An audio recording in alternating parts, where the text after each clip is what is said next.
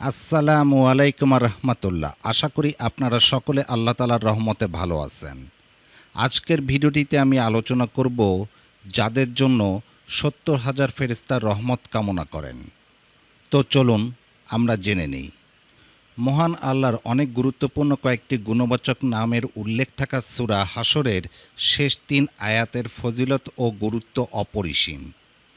এই ৩ আয়াতের মধ্যে মহান আল্লাহ তার সুন্দর সুন্দর নাম তুলে ধরেছেন।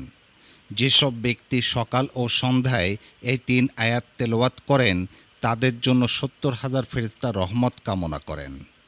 হযরত মাকাল ইবনে ইয়াসার রাদিয়াল্লাহু তাআলা আনহু বর্ণনা করেন, রাসূল সাল্লাল্লাহু আলাইহি ওয়াসাল্লাম বলেছেন, যে ব্যক্তি সকালে ৩ বার আউযুবিল্লাহিস সামিল আলিমি মিনাশ শাইতানির রাজিম সহ সূরা হাশরের শেষ ৩ আয়াত তেলাওয়াত করবে তার জন্য মহান আল্লাহ ৭০,০০০ রহমতের ফেরেশতা নিয়োগ করবেন। সে ফেরেশতাগণ সকাল থেকে সন্ধ্যা পর্যন্ত তার উপর আল্লাহ তাআলার রহমত প্রেরণ করতে থাকবে। যদি ওই দিন সেই ব্যক্তি মৃত্যুবরণ করেন তবে সে শাহাদাতের মর্যাদা লাভ করবে।